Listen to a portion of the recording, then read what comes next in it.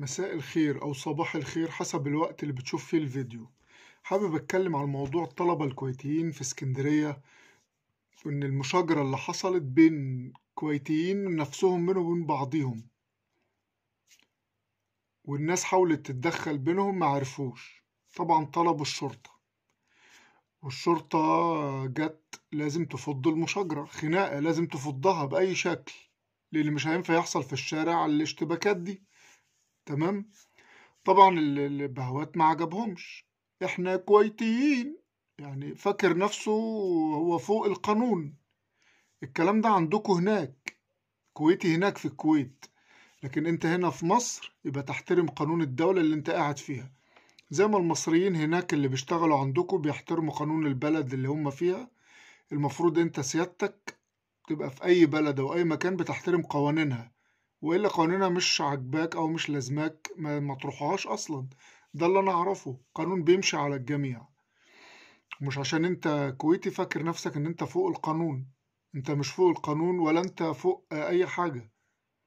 انت لازم تحترم قانون الدولة برضاك او غصب عنك، زي ما حصل كده وشفت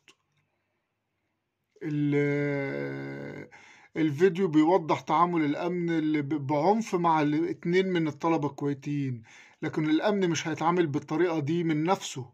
هو أكيد شتم أو عمل أو قال أي حاجة أو فاكر نفسه إن محدش يقدر يجي جنبه لمجرد إن هو شخص أجنبي عن البلد.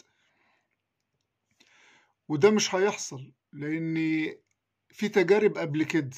احنا عندنا الأمن برضو مهم جدا وبيتطبق على الجميع، سواء مصري أو غير مصري. لو انت فاكر ان انت ممكن تهين راجل أمن لكونك ان انت أجنبي عن البلد، فده مش مسموح بيه ومش مقبول. والجماعة الكويتيين اللي بيتكلموا احنا بندي فلوس، انتوا بتدوش لمصر فلوس ببلاش على فكرة، ده قرض بيرجع لكم تاني وبفايدة كمان، بتاخدوه بفايدة عادي، بناخد سلف وبنرجعه لكم بفوايدها. ولو في منح حتى ما بتتردش، فأحب أقول لك إن مصر ده جزء بتردوه من اللي عليكم. مصر وقفت جنبكم في غزو العراق ليكم. مصر ضحت بعلاقات ممكن تجيب لمصر مئات المليارات من الدولارات مع إيران بسبب دول الخليج.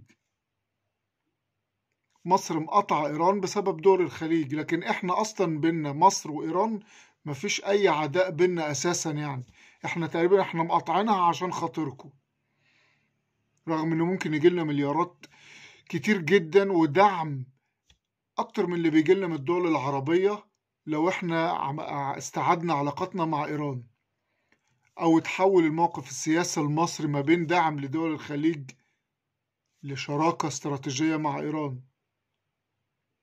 فكل واحد عارف هو بيحط فلوسه فين، وحكومتك عارفة كده كويس. مفيش حد بيدي حاجة لحد ببلاش أو بدون مقابل. يا ريت تفهموا دي كويس قوي يعني. وزي ما المصريين بيحترموا قانون بلدكم هناك وهم عايشين هناك وشغالين، انتوا برضو اللي موجود منكم هنا لازم يحترم قانون البلد ونظامها اللي عايش فيها.